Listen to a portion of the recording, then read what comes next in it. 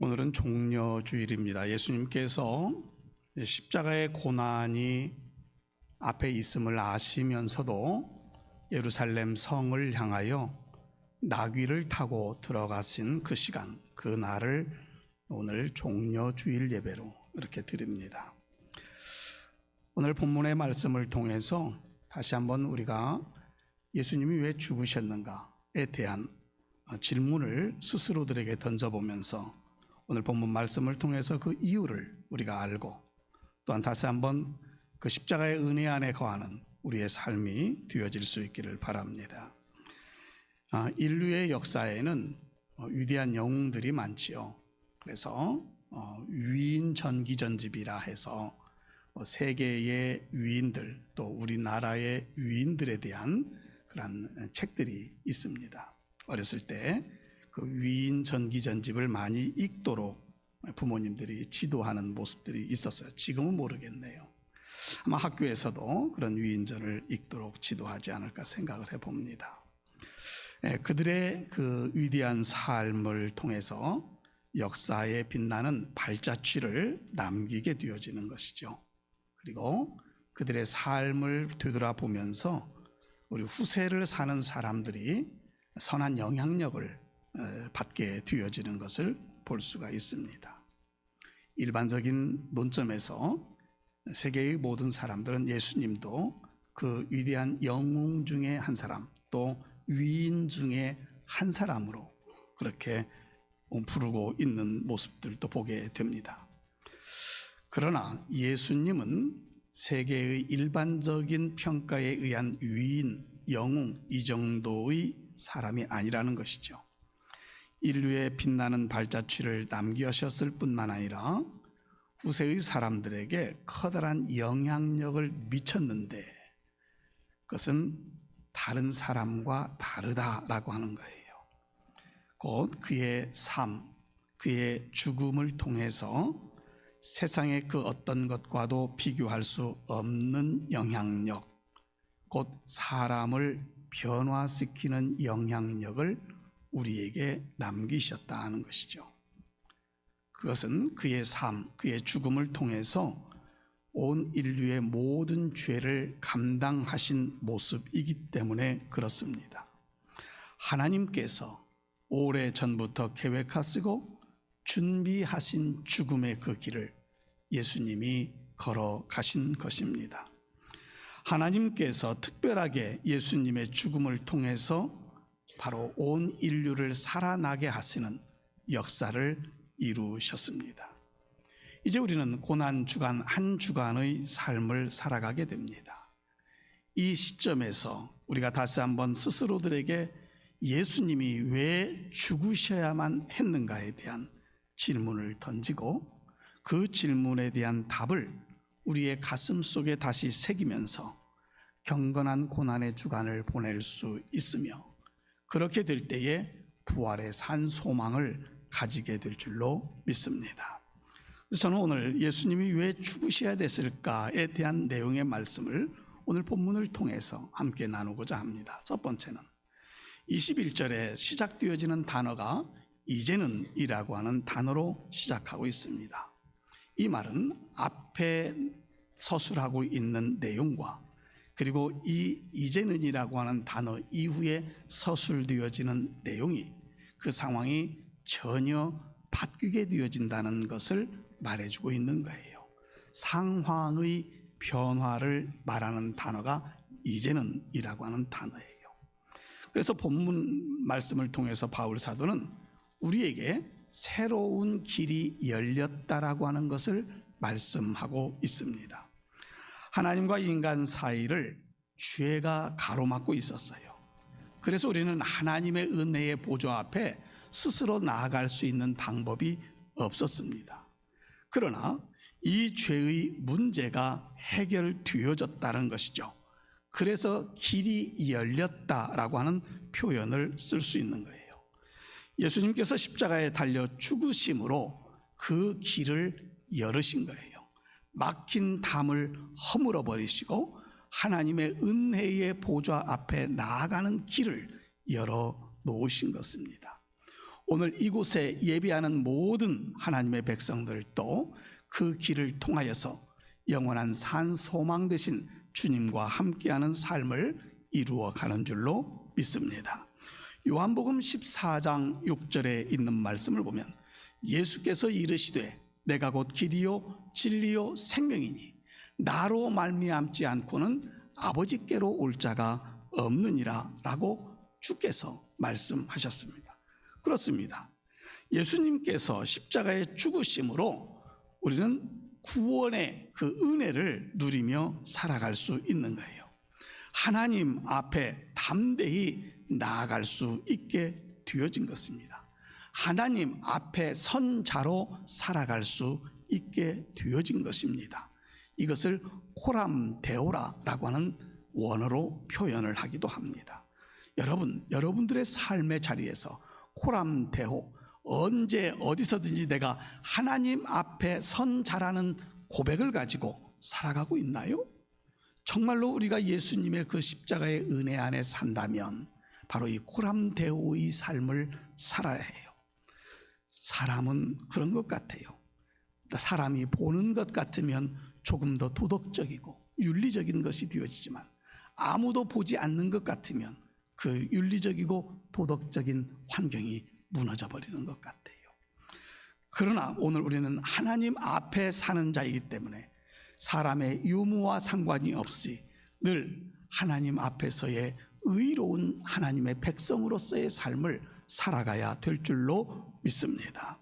영원한 하나님의 나라에 들어가는 백성이잖아요. 뿐만 아니라 우리가 지금 이 땅에서 살아가고 있기 때문에 이 땅에 하나님의 나라를 만들어 가야 될 사명도 부여받았다는 사실을 기억하며 이 땅에 사는 동안 하나님의 나라를 만들어가는 믿음의 복된 삶을 살아가는 우리 모든 성도들이 되기를 축복합니다. 길을 여신 하나님, 그 하나님께서는 우리에게 선물을 주셨어요.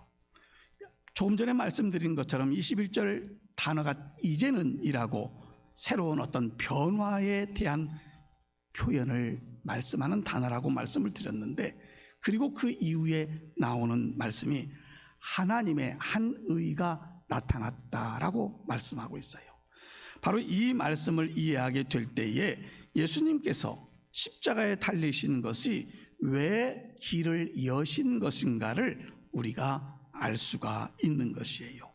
바로 하나님의 한 의가 나타났다는 것은 20절의 말씀을 이해하고 나서 이 말씀을 이해할 수 있어요. 본문 20절에 있는 말씀을 통해서 보면 그러므로 율법의 행위로 그의 앞에 의롭다 하심을 얻을 육체가 없나니 율법으로는 죄를 깨달음이니라 라고 말씀하고 있어요. 그렇다면 죄를 깨닫고 죄를 해결하기 위해서는 어떻게 해야 될 것인가? 대부분의 종교는 이 문제에 대한 해결책이라고 해서 제시를 하고 있어요. 그 제시되어지는 것 가운데는 착한 일을 많이 하면 된다, 덕을 쌓으면 된다, 그러면 죄가 상쇄되어질 것이다 라고 이야기합니다. 또한 지은 죄보다도 더 많은 선행을 하게 되어지면 그 지은 죄를 덮고 좋은 곳에 갈 수 있다, 극락에 갈 수 있다, 천국에 갈 수 있다 라고 하는 말을 합니다. 그러나 그렇지 않아요. 불교나 힌두교, 이슬람, 그리고 심지어 정통파 유대교에서도 그렇게 말을 해요. 그러나 우리는 아무리 선을 많이 행한다 할지라도, 공로를 많이 쌓고 덕을 쌓는다 할지라도 우리의 지은 죄는 그대로 있다는 사실을 우리가 알아야 돼요. 그렇습니다. 내가 지금까지 법규를, 교통법규를 잘 지키면서 정말로 그 법규 안에서 운전을 했어요. 그런데 어쩌다 보니 요즘 학교 앞에 30km로 달리라고 돼 있는데 아이고 속도가 조금 높았네요. 당장 범칙금 고지서가 날라왔어요. 그 고지서를 가지고 경찰서 가서 내가 지금 30년 운전했는데 한번 보시라고, 나 한 번도 딱지 떼본 적이 없다고. 그러니 이거 한번 용서해달라고 한들 용서해 줄까요? 아니요. 100가지를 다 지켰다 할지라도 한 가지를 지키지 아니하므로 범칙금을 내야 되는 것처럼 오늘 우리의 죄도 마찬가지예요. 내가 하나님 앞에서 정말로 온전하게 살아가고 싶어서 그렇게 했다 할지라도 한 가지의 죄악 때문에 우리는 죄인이라는 낙인에서 벗어날 수 없다라고 하는 사실을 기억해야 합니다. 죄의 문제를 해결할 수 있는 방법이 우리 인간에게는 없다라고 하는 거예요. 유대교에서는 율법을 가르치고 그 율법을 잘 지키면 그 문제를 해결할 수 있는 것처럼 이야기하지만 그렇지 않아요. 율법은 다만 우리가 어떤 죄를 지었는지 하나님 앞에서 우리가 죄인이라고 하는 사실을 깨닫게 하는 거라. 아까 읽었던 20절에서 그렇게 말씀하고 있는 것입니다. 하나님께서 그런데 이 문제를 해결할 수 있는 특별한 선물을 예비해 놓으셨어요. 그것이 하나님의 한 의라고 하는 거예요. 사람의 의가 아니고 하나님의 의입니다. 말씀드린 대로 사람의 의로는 인간의 죄를 해결할 수가 없어요. 그래서 하나님께서 준비하신 것이 하나님 자신의 의로움이었어요. 그 하나님의 의를 우리에게 주시고자 한 거예요. 우리가 그 하나님의 의를 받아야 돼요. 그런데 받을 수 있는 방법이 무엇이냐라고 하는 거예요. 바로 예수님, 독생자 예수님께서 하나님의 의를 우리에게 나타내시기를 위해서 십자가에 죽으셨다는 것이에요. 하나님께서 구체적으로 우리의 죗값을 치르기를 위해서 독생자를 십자가에 죽도록 내어 놓으신 거예요. 그 예수님의 죽으심으로 말미암아 하나님의 의가 나의 심령에 나타나게 된 거예요. 우리는 그 하나님의 의를 힘입어서 우리의 죄의 문제를 해결할 수 있게 되어진 것입니다. 사람의 의는 아무리 다른 사람과 비교해서 도덕적으로 흠이 없고 윤리적으로 조금도 부족함이 없는 모습이라 할지라도, 또 남달리 많은 선행을 행하고 덕을 쌓았다 할지라도 한계가 있다는 얘기예요.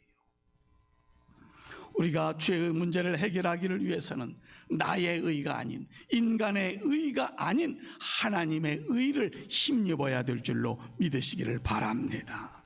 하나님께서 우리를 위해서 하나님의 의를 선물로 예비해 놓으셨고, 그 예비된 것이 예수님으로부터 완성되어졌다는 것이지요.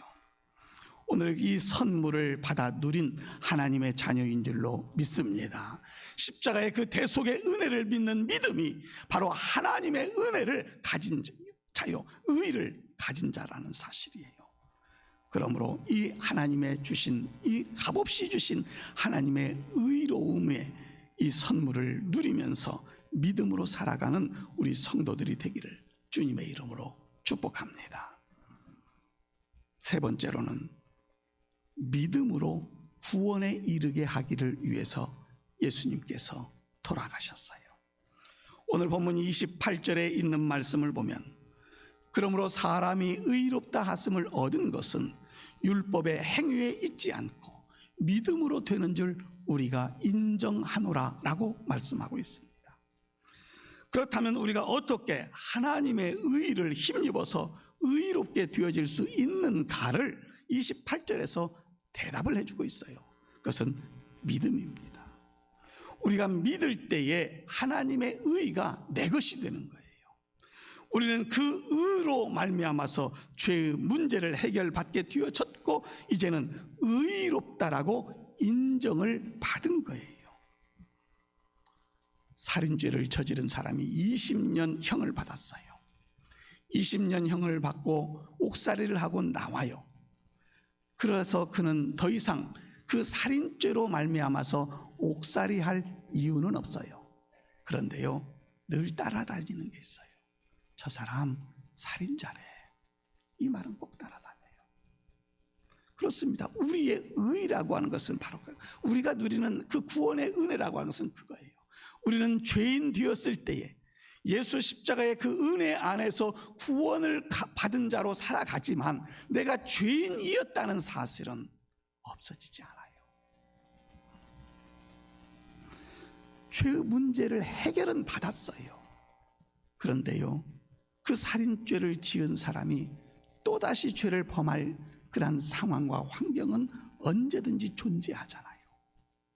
오늘 우리도 마찬가지예요. 물론 우리가 정말로 하나님의 말씀에 붙들림 받은 하나님의 사람인 것을 알고 그 말씀대로 순종하여 살면 아무런 문제가 없어요. 그런데 그러하지 못하는 인간의 연약성이 우리 안에 있어요.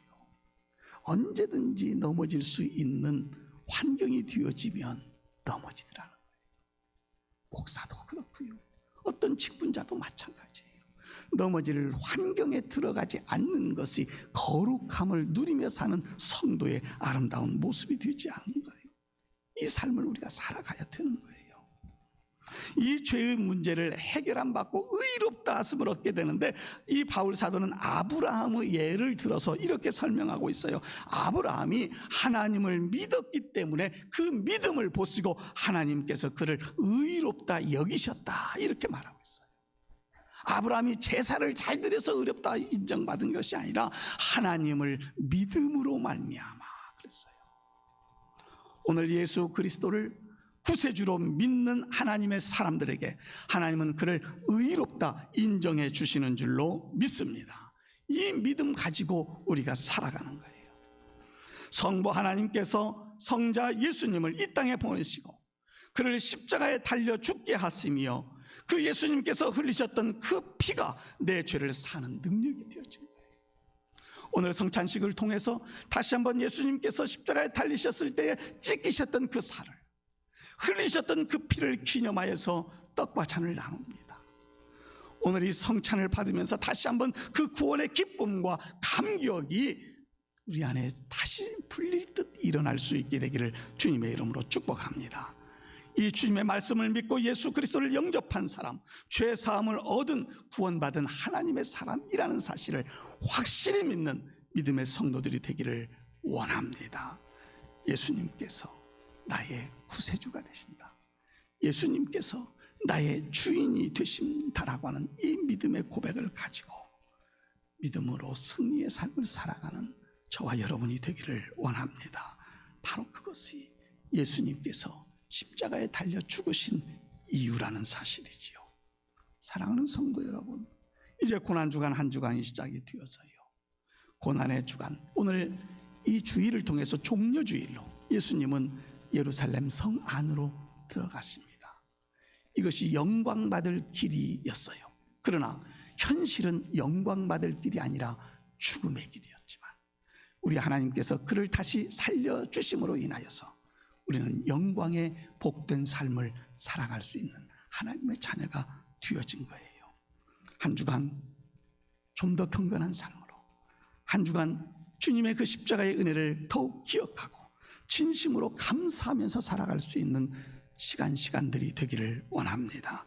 그리고 그 십자가를 지고 살아가겠노라고 결단하며 어떠한 환경과 어떠한 위험과 어떠한 상황 속에 있을지라도 믿음의 주요 온전하게 하시는 그 주님만을 바라보며 믿음의 승리를 이루는 우리 믿음의 성도들이 되기를 주님의 이름으로 축원합니다. 기도하겠습니다.